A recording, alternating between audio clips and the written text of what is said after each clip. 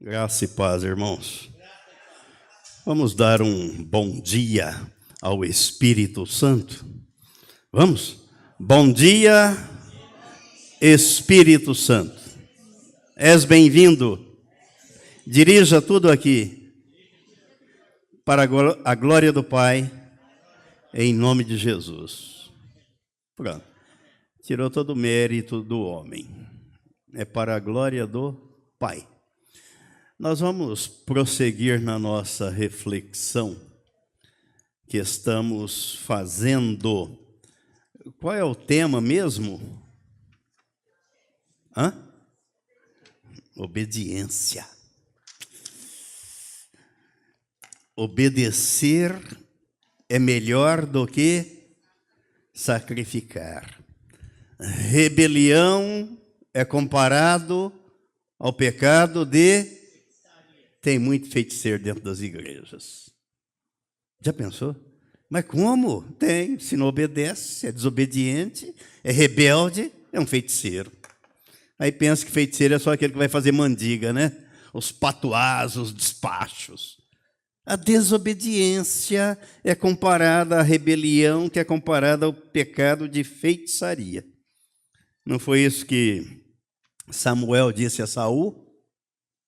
O que é que Deus falou para Saul? Vai lá, destrói os amalequitas, mata o rei, os animais, destrói tudo. O que Saul fez?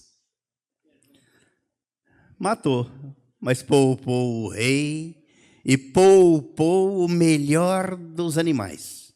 Qual foi a desculpa dele? Não, nós separamos isso aqui para sacrificar ao Senhor. Oferecer um sacrifício ao Senhor, não é? Olha, gesto nobre, intenção boa.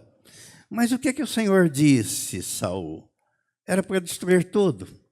Pois é, Saul, por conta disso, ele vai tirar o reino das suas mãos. Nós estamos recordando aqui. O que é que Deus falou para Moisés quando o povo clamou, murmurou que não tinha água? Moisés, pega o cajado, vai lá e fere a rocha. Primeira vez foi. Fere e saiu água. Segunda vez, o povo murmurou de novo. E Deus disse, Moisés, vai lá e fala a rocha. O que Moisés fez? Repetiu o gesto. Feriu a rocha. O que Deus falou para ele? Moisés, você não me santificou diante do povo. Eu mandei você falar e não ferir. Da primeira vez eu mandei você ferir, mas da segunda você não prestou atenção. Mas qual é o problema? Saiu água do mesmo jeito da rocha. O problema é que aquilo custou a entrada de Moisés na terra de Canaã. Aí nós aprendemos qual a lição? Ferir a rocha é ferir Cristo. Ele foi ferido uma vez só. Falar a rocha, que a rocha é Cristo, né? 1 Coríntios 10, o apóstolo Paulo diz que aquela rocha, aquela pedra que brotou água, é Cristo, era Cristo. A segunda vez é orar, é falar. Orar é falar. E Moisés não prestou atenção, aí custa caro, né? A desatenção. Então, o nosso tema dessa manhã vai ser esse. A desobediência impede você de receber a bênção. Impede. Vamos orar? Vamos ficar em pé? Vamos falar com o Pai? Pai Santo, muito obrigado pela manhã deste domingo, pelo primeiro dia da semana, onde pela Tua graça começamos a semana descansando para depois trabalhar. A Tua graça nos leva ao descanso, ao repouso da obra que o Senhor realizou por nós através de Jesus na cruz. E nos incluiu no corpo dele para trocar a nossa natureza adâmica, pecaminosa e implantar em nós a Tua natureza. Te damos graças pelo Teu Espírito que nos conduz, nos revela a Tua palavra e nos faz andar conforme a Tua vontade. Toda honra, toda glória, todo louvor, tudo é devido a Ti, em nome de Jesus. Amém. Então nós vamos iniciar a nossa reflexão a partir de onde paramos.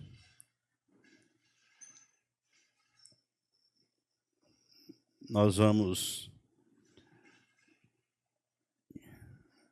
abrir a nossa Bíblia no texto, no livro de Deuteronômio, capítulo 32.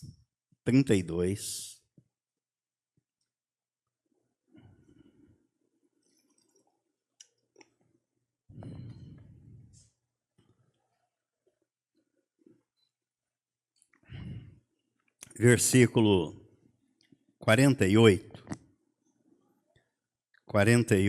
ao 52.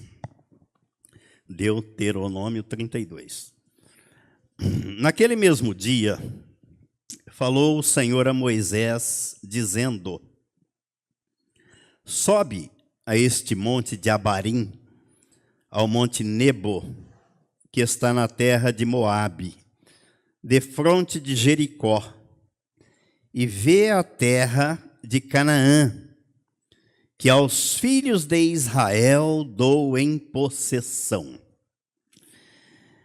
Ele tinha feito a promessa, não é? E agora ele vai cumprir a promessa.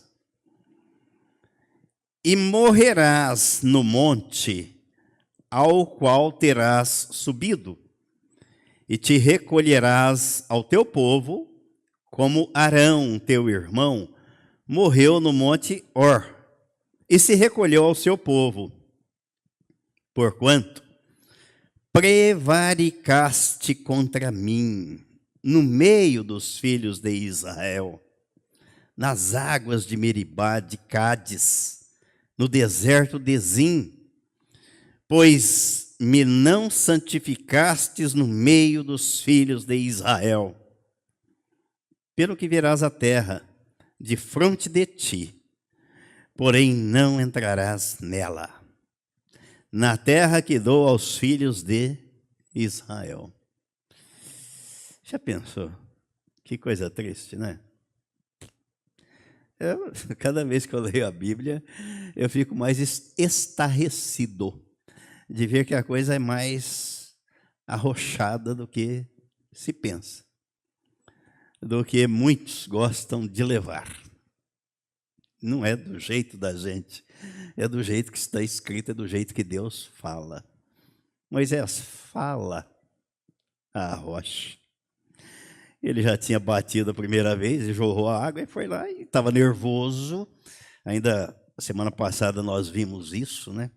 Mais de 2 milhões de gente murmurando, reclamando. Ele ficou nervoso. Quem não ficaria? Mas ele tinha se esquecido. Não observou, não prestou atenção no que Deus falou. Agora não é para ferir a rocha, Moisés, é para falar. Mas diríamos nós, né? Não tem nada a ver. Bati lá e saiu água da rocha. Não tem? Não, tem sim. Porque é do jeito que Deus fala. É do jeito que Ele fala. É do jeito que está escrito. Eu não posso torcer a palavra ao meu bel prazer e me justificar. Eu sou justificado pelo que está escrito aqui, pela obra que Cristo fez na cruz do Calvário. Não pela doutrina da igreja do jeito que eu acho, que eu penso. Como as pessoas afirmam, o importante é ter a sua religião, o importante é crer em Deus, Deus é um só. Esse é o discurso do diabo. Mas como é que está escrito? Por que Jesus desceu do céu? Para quê? Mas eu acredito que ele existe, o diabo também. O diabo também acredita e faz mais, hein? Estremece. Ele veio para realizar uma obra única, de um jeito só. Ninguém entra no reino de Deus se não nascer de novo. Foi Jesus quem disse isso. Eu tenho que me curvar diante do que ele disse. Se não nascer de novo, não entra, nem vê. Pode ser um bom religioso, bom, mas não entra. Porque a entrada é pelo novo nascimento. Como? Crendo que ele me atraiu no corpo dele na cruz. Trocou a minha natureza, eu não posso trocar. Religião não troca, boas obras não trocam a natureza pecaminosa. Deus não tem comunhão com o pecador. Se tivesse, Cristo não precisaria ter vindo à terra e ir à cruz. E olha, são os detalhes, e é o que está escrito. Quando Adão desobedeceu, Deus botou ele para fora do jardim do Éden, não ficou com ele lá. E ainda pôs os querubins para guardar a árvore da vida e impedir que eles tivessem acesso à árvore da vida, que simbolizava Cristo e a vida eterna. Agora, se vocês são pecadores, vão comer da árvore da vida e viver eternamente na condição de pecadores. Comigo, não, disse Deus. Aqui não, fora. Ah, mas Deus não ama. Ama, amar é uma coisa. E ser conivente é outra coisa. Ama, por isso mesmo que eu estou botando vocês para fora e vou mandar o Salvador. Se vocês acreditarem, serão salvos. Se não acreditarem, vão para o lago de fogo. A escolha é a gente que faz. Deus dá as opções. E até a sugestão. Né? Deuteronômio 30, 19. Até a sugestão. Os céus e a terra. Tomo hoje por testemunhas contra vós. O quê? Propus a vida e a morte, a bênção e a maldição. Escolhe a vida. Escolhe a vida. Por que você está escolhendo a morte? Por que você está trilhando o caminho do inferno? Escolhe a vida, que é Cristo. A desobediência impediu a entrada de Moisés na terra de Canaã.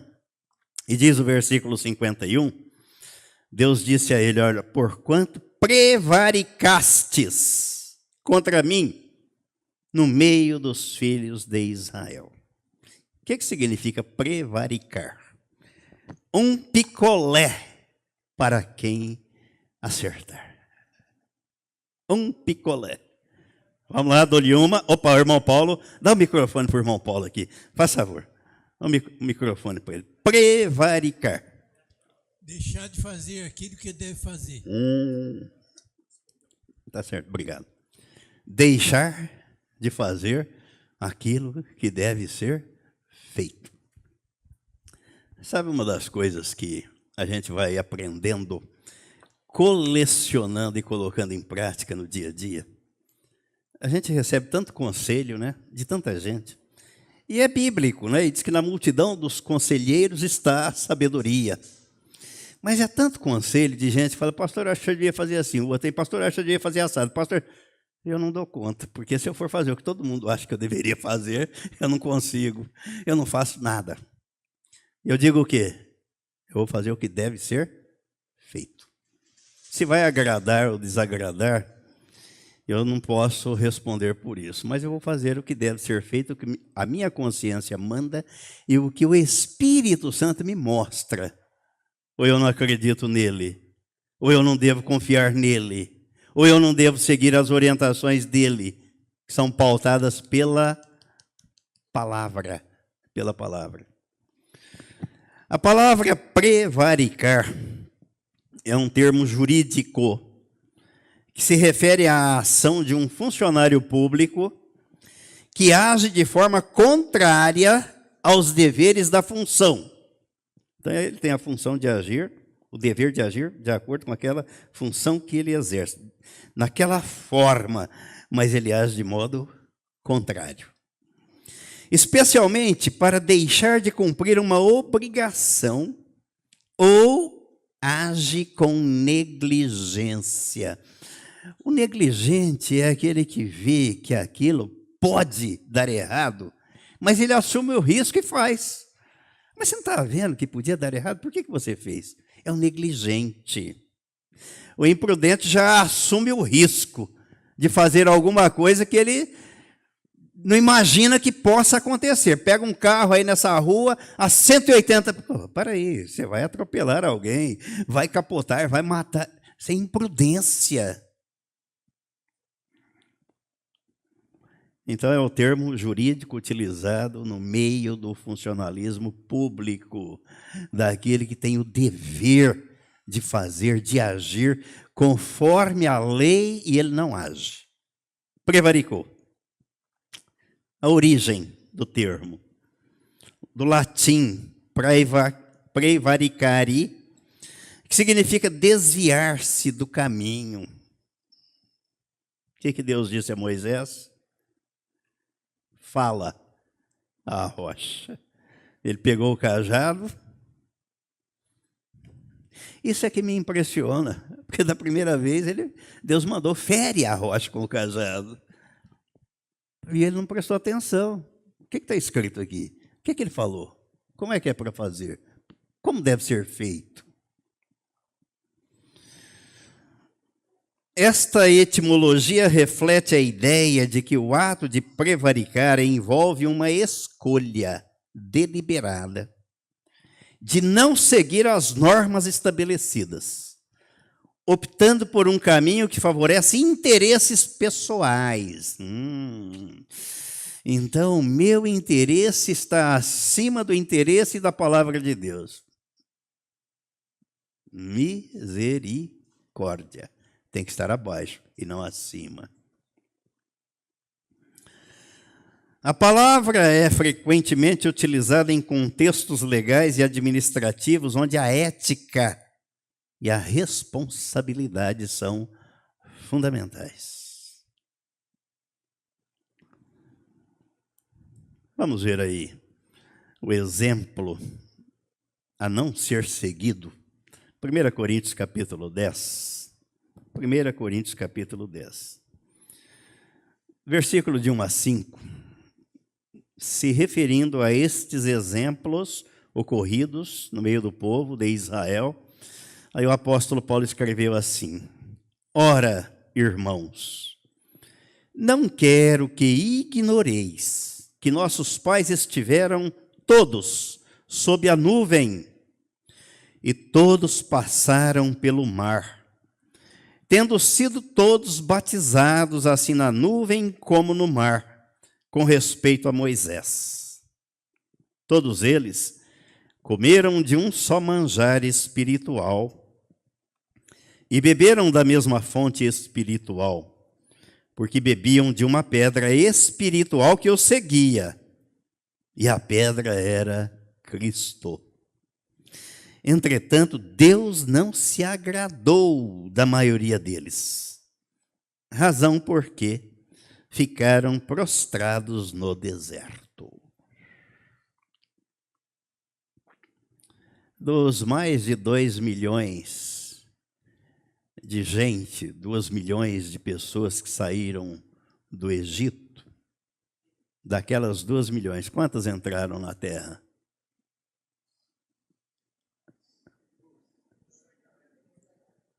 2 pessoas. 2 pessoas. Josué e Calebe. Não assusta? Assusta, eu fico assustado. Assustado no sentido de ser advertido. Ó, presta atenção. Presta atenção. Josué e Calebe. Mas por quê? O que os outros fizeram para não entrar? Viram um quadro que Deus não havia pintado. Se esqueceram do que Deus havia falado. O que Deus tinha dito para eles? Ó, eu vou colocar vocês numa terra boa, que mana leite e mel. Essa era a palavra. O que é que eles viram? Gigantes, terra ruim, cheia de pedra. E o território de Israel é assim mesmo. Mas a questão não estava na terra, estava na palavra. A mensagem de quarta-feira, né? Você conhece a promessa ou vive a promessa? O que é que Abraão fez com o sobrinho dele. Escolhe a terra aí que você quiser. Para mim, tanto faz. Você vai para o norte, eu vou para o sul. Você vai para o leste, eu vou para o oeste. Não importa. O que é que Ló observou? A parte boa, né? Eu vou escolher essa daqui. E o que é que Abraão estava vendo? A palavra, a promessa. Abraão, eu vou te dar uma terra e você vai ser próspero naquela terra. Então ele não estava preocupado com a qualidade da terra, mas com a palavra. E qual é a visão que nós temos hoje? Que as pessoas têm hoje? Mudou? Mudou nada. Só muda quando a natureza é trocada, aí muda. Mas se a natureza não for trocada, as pessoas continuam vendo e fazendo do mesmo modo. Do mesmo modo. E aqui a Bíblia está dizendo que Deus não se agradou. A quem você quer agradar? A quem? O Joaquim, o Pedro, o Manuel, aquele que está do seu lado, seu vizinho, seu amigo. A quem você quer agradar? Quem é que deve estar satisfeito com você? E você deve se preocupar, a quem eu devo agradar? Diante de quem eu vou me apresentar? A quem eu vou prestar contas? Não dá para fugir dessas reflexões, não dá. Senão vira o que a gente vê aí, a política, fazer a média. Ficar bem aqui, bem ali, bem lá, não dá. Alguém vai ficar descontente. Jesus diz que nós não podemos agradar ou servir a dois senhores. Quem é o seu senhor? É ele que vai ficar satisfeito com você. É o diabo ou é Deus? Eu vou agradar os dois. Um pé em cada canoa. Não vai dar certo. Não vai dar certo. Vamos ver aqui Hebreus capítulo 3. Hebreus capítulo 3.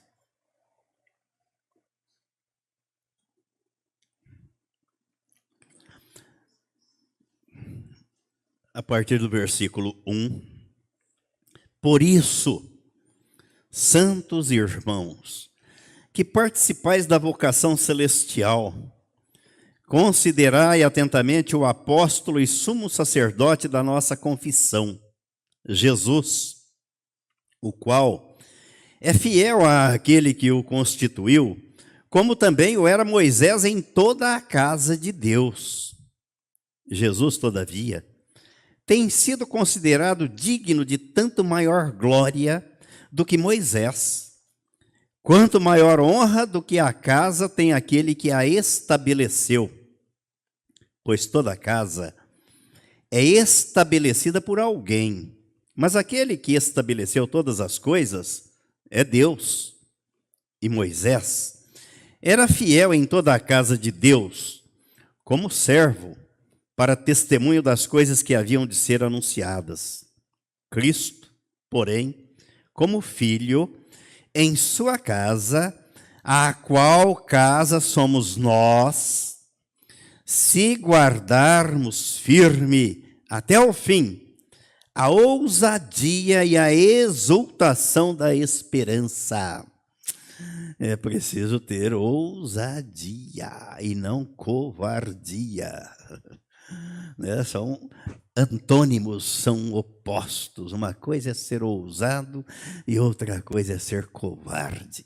Covarde não entra no reino de Deus, porque ele não tem ousadia para romper com o mundo, com o sistema, com tudo aquilo que é contrário à palavra de Deus. Ele quer ficar bem, fazer a média, busca os seus interesses pessoais acima dos interesses de Deus e do reino de Deus. Ele fica fora, não entra. Aí ele diz no versículo 7, assim, pois, como diz o Espírito Santo, hoje, se ouvirdes a sua voz, não endureçais o vosso coração, como foi na provocação no dia da tentação no deserto, onde os vossos pais me tentaram, pondo-me à prova, e viram as minhas obras por 40 anos.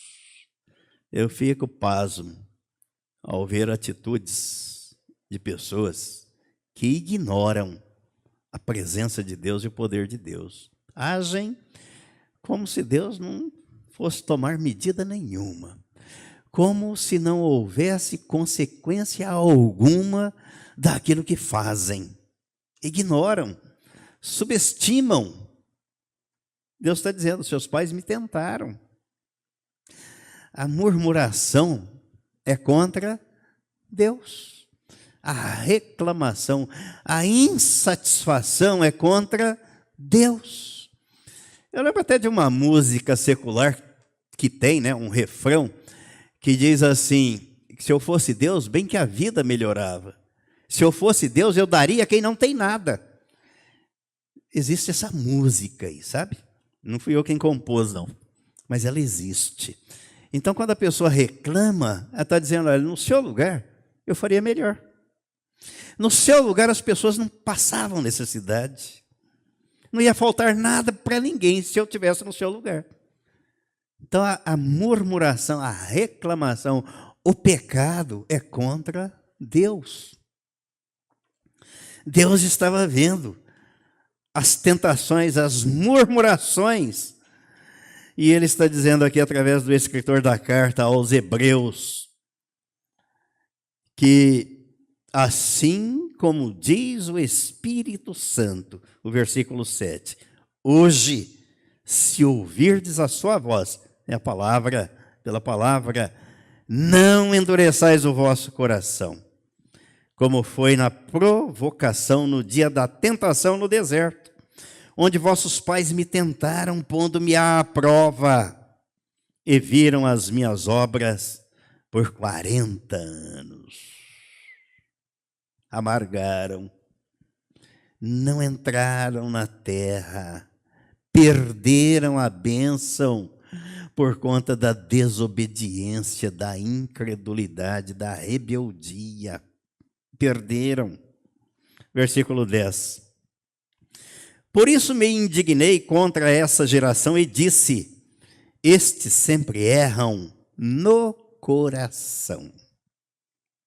É no coração. E é o centro de processamento, o coração. Por isso que Deus troca esse processador e dá um novo.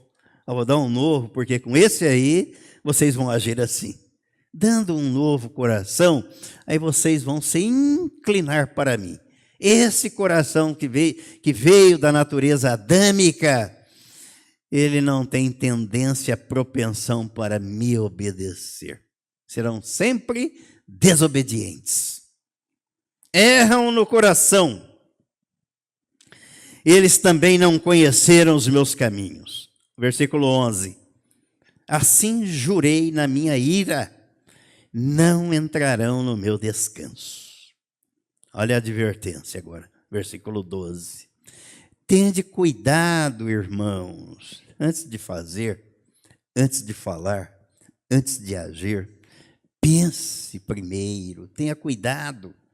Jamais aconteça haver em qualquer de vós perverso coração de incredulidade que vos afaste do Deus vivo.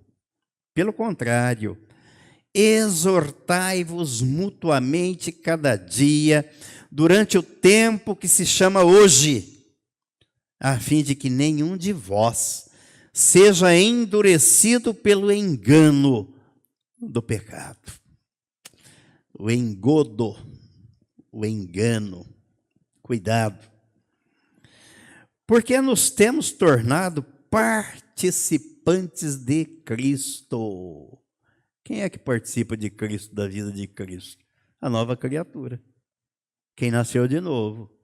Quem foi crucificado com Cristo. Aquele em quem Cristo vive nele. Não é o religioso, não é por estar numa igreja.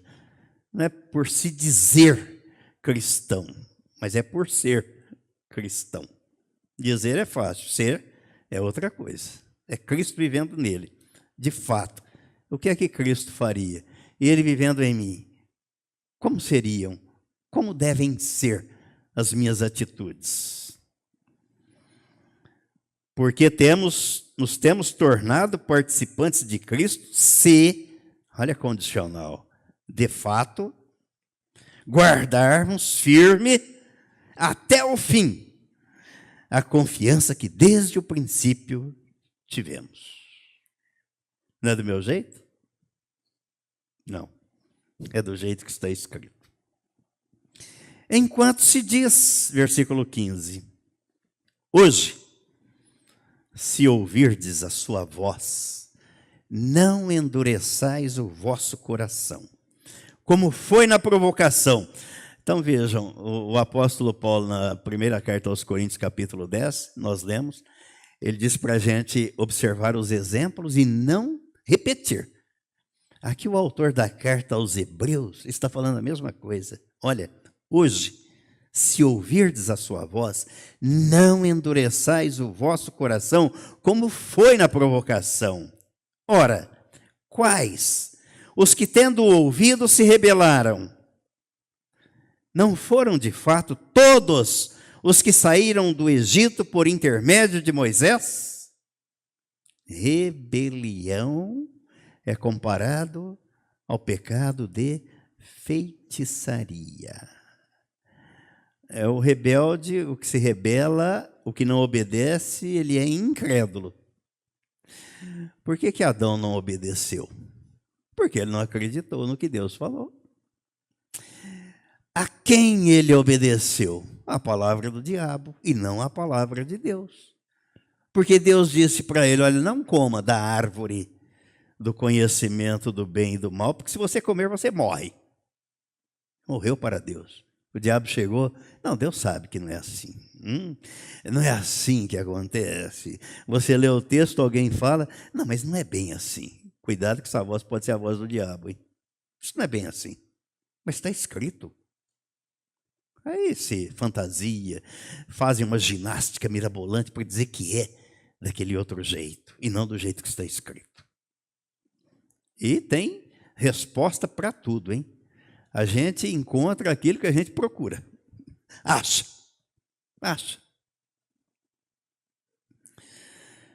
Versículo 17.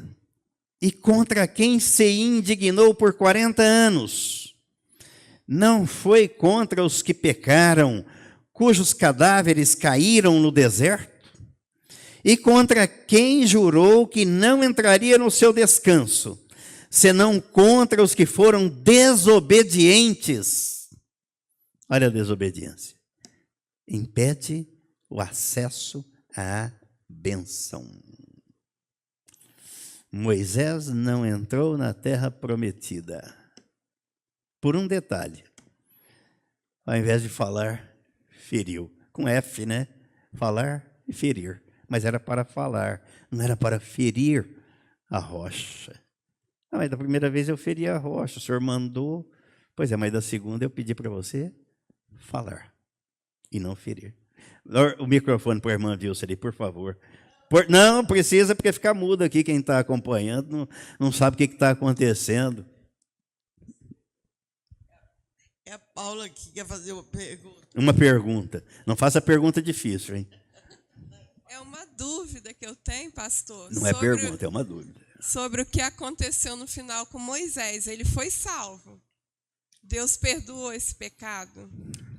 Porque eu vejo em alguns filmes que fala que Deus recolheu ele, os anjos. Então eu tenho essa dúvida, mas na Bíblia a gente não...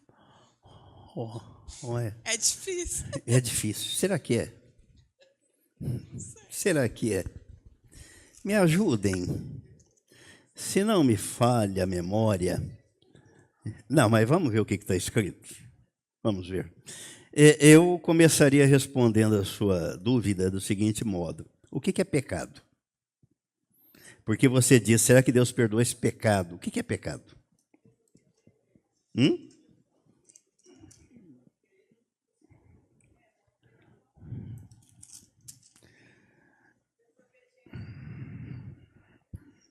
Pecado é incredulidade, é não acreditar no que Deus fala.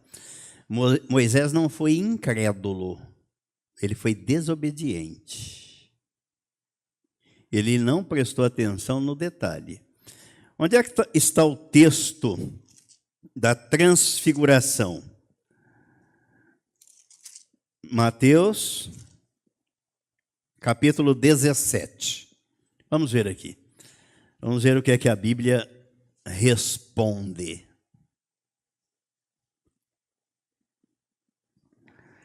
Seis dias depois, tomou Jesus consigo a Pedro e aos irmãos Tiago e João, e os levou em particular a um alto monte. Jesus foi transfigurado diante deles. O seu rosto resplandecia como o sol, e as suas vestes tornaram-se brancas como a luz. E eis que lhes apareceram quem? Moisés e Elias, falando com ele. Ao Pedrão, ei Pedro, hein? Então disse Pedro a Jesus: Senhor, bom é estarmos aqui. Não vamos sair daqui não, aqui é o céu, o paraíso. Se queres, voluntário, sempre disposto a servir. Farei aqui 3 tendas, uma será tua, outra para Moisés e outra para Elias. A gente fica descampado mesmo, não tem problema. Mas vocês 3 ficarão numa tenda. Olha a disposição de Pedro. Falava ele ainda, quando uma nuvem luminosa os envolveu, e eis, vindo da nuvem, uma voz que dizia: Este é o meu filho amado, em quem me comprazo. A ele ouvi. Eu tenho prazer, alegria neste meu filho. Ouçam o que ele diz. Quem é que estava lá? Moisés e Elias. Moisés, representante da lei. Elias, os profetas. E Jesus, a graça. A lei, os profetas e a graça, ali. Então Moisés estava no paraíso, né? Não são os filmes que mostram, é a Bíblia que relata. Porque se o filme não for fiel ao que está escrito, abandone, rejeite o filme, não é? Mas está na Bíblia, que coisa boa, né? Mas às vezes a sua dúvida pode ser a dúvida de muita gente, né? Mas afinal de contas, Moisés não entrou na terra, mas foi salvo. A Bíblia está dizendo que sim. Adão foi salvo.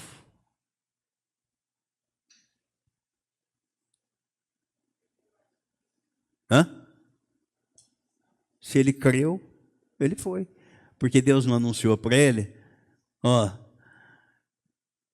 eu vou suscitar um varão que vai esmagar a cabeça da serpente, apontando para Cristo.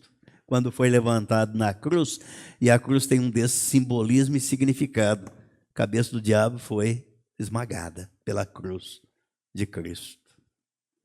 Foi esmagada. Se ele creu, ele foi, eu não sei. A Bíblia, Moisés, a Bíblia está escrito aqui, né? Que Jesus, ele estava lá no monte da transfiguração falando com Jesus. Jesus não ia falar com alguém que estivesse no inferno. Não ia. Foi transfigurado. Respondida a pergunta, a dúvida, satisfeita? Agora você passa para frente. Passa para frente. Depois eu quero falar uma coisinha no final aqui, na hora que a gente terminar, sobre essa ideia de passar para frente as coisas, sabe? É a mensagem, é a filosofia do Evangelho, passar para frente, dar a boa notícia, não é assim? É assim. Aí eu vou falar de algumas coisas aqui depois, fora da lição, tá? Fora da nossa reflexão. Então, no versículo 18, aí de Hebreus capítulo 3, ele está dizendo: e contra quem jurou que não entrariam no seu descanso, senão contra os que foram desobedientes. Ainda voltando na sua colocação, Ana Paula, há uma diferença entre ser salvo e desfrutar das bênçãos. Por que a Bíblia diz que nós devemos crescer na graça e no conhecimento do nosso Senhor e Salvador Jesus Cristo. Por que ela diz que nós devemos desenvolver a nossa salvação? Para experimentar, para desfrutar das bênçãos, das promessas. Tem muita gente, a história, para ilustrar bem, é mais ou menos não, é uma ilustração num dos livros que eu li. A família tinha um pedaço de terra, vivia naquela terra. Vivia uma vida miserável, sem recursos, sem condição. Mas a propriedade era da família. E a família vivia ali aquela vida sofrida, miserável, de escassez. Um dia alguém chegou e falou assim: eu quero comprar essa terra de vocês. E a família, rapidamente vendeu. A gente está vivendo uma vida miserável aqui, não tem recursos para nada. Vamos vender a terra. Vendeu. O comprador sabia que naquela terra havia uma mina de ouro. Então, veja bem. A família viveu uma vida miserável em cima de uma mina de ouro. O comprador sabia daquilo, comprou e passou a viver uma vida na mesma terra que a família anterior viveu de forma miserável. Então, a vida com Deus é assim. Nós temos um tesouro. Sabe qual é a riqueza desse tesouro do banco do céu? E nós temos um cheque em branco na mão. Deus nos deu isso. E sabe qual é o acesso a esse cheque para ele ser preenchido? Fé, oração. Ou a gente acredita e toma posse e desfruta, ou vive como miserável. Mas está aí para todo mundo. Para todo. O microfone para a irmã Vilce de novo. Ei, Círia, é hoje, hein? Depois, no fim, será bem recompensada, viu, Círia? Isso que eu falei para Paula. Eu falei: Paula, não adianta a gente desobedecer a palavra de Deus achando que depois você vai entrar no céu. Então eu faço tudo aqui, mas depois Deus me deixa entrar no céu. É melhor a gente gozar as bênçãos aqui e a vida eterna. Ter as duas coisas, né? Porque Moisés, ele teve a vida eterna, mas quanto que ele padeceu, né? Por desobedecer. Então eu falei para ela: vai querer experimentar isso? Então pense bem, né? Obrigado. Mas a vida é assim. A vida é assim. A vida espiritual não é diferente. A obra da salvação foi realizada para todo mundo. Tem salvo vivendo como um bebê. Aliás, não sou eu quem diz, né? O autor da carta aos Hebreus diz isso, que nós deveríamos viver já como pessoas maduras e vivemos como crianças. Como crianças. Não sou eu quem diz. Está escrito aqui na carta aos Hebreus. Vamos ver aqui o capítulo 5. O capítulo 5. Veja só. Olha como as coisas são marcantes. Versículo 11. A esse respeito, temos muitas coisas que dizer e difíceis de explicar, porque vos tendes tornado tardios em ouvir. Pois, com efeito, quando devíeis ser mestres, atendendo ao tempo decorrido, tendes novamente necessidade de alguém que vos ensine de novo quais são os princípios elementares dos oráculos de Deus. Assim, vos tornastes como necessitados de leite e não de alimento sólido. Ora, todo aquele que se alimenta de leite é inexperiente na palavra da justiça, porque é criança. Mas o alimento sólido é para os adultos, para aqueles que pela prática têm as suas faculdades exercitadas para discernir não somente o bem, mas também o mal. Está claro? Está claro? A vida é assim. Não é só a vida espiritual, a vida como um todo é assim. Dá a minha mamadeirinha lá. Traz a minha mamadeira lá. Mas você pode comer uma papinha. Não é assim que a criança vai se desenvolvendo? Vamos experimentar uma papinha? Não, eu prefiro a mamadeira. Olha, agora você pode comer assim uns bifinhos de picanha, sabe? Mas não é o que o vagabundo lá disse que ia dar para o povo, não. Porque aquele é um mentiroso. Né? É aquele que você pode comprar com o teu sagrado e suado dinheirinho, né, do seu trabalho. Não esperar nada de político, não. Mas tem aquele que, ao invés de comer o alimento sólido, o autor da carta está dizendo isso. Não, eu prefiro a mamadeira, traz a minha mamadeira, e de preferência traz para mim, não é? Nem vou preparar. Olha o texto de Provérbios aí que o Pitota leu de hoje, né? Vai ter com a formiga, preguiçoso. Presta atenção na formiga, o exército que trabalha ali coordenado, fazendo provisionamento, armazenando para o tempo da chuva, está lá. Aí o preguiçoso, de preferência que alguém me dê, não é? Quer encostar em alguém, achar tudo pronto, não é? Fácil, vai fazer. Vai, é assim a vida. Por isso que eu gosto da Bíblia, não muda, não tem como dissociar, ó, minha vida pessoal, particular é uma coisa, o evangelho é outra coisa. Não, é uma coisa só. É uma coisa só, porque o homem, ele é um todo, corpo, alma e espírito. Somos recriados no espírito, mas temos uma alma e temos um corpo, que tem que ser trabalhados todos os dias. Olha o processo de santificação. Se isso não ocorrer, ninguém vai experimentar as bênçãos, desfrutar das bênçãos, vai viver como um mendigo. Família dona da terra, que tinha uma jazida de ouro, vivendo como mendigo em cima da terra. O outro viu, opa, aí falou, o cara teve sorte. Não, ele não teve sorte, teve visão. Ele teve visão, não teve sorte. Aí aquela reflexão, qual é a sua visão de mundo, né? Qual é a visão que você tem da vida? Esperar cair do céu, não vai. A única coisa que caiu de lá foi o diabo. E fez um estrago na terra. Não vai cair. Deus já te deu as condições, as faculdades mentais, corpo, para você trabalhar, batalhar, ir atrás daquilo que é certo, fazer o que deve ser feito e não prevaricar. Moisés prevaricou porque não fez o que devia ser feito. Então vamos fazer o que deve ser feito. Quero terminar aqui. Vamos ver, que eu ainda tenho mais um texto aqui para ler.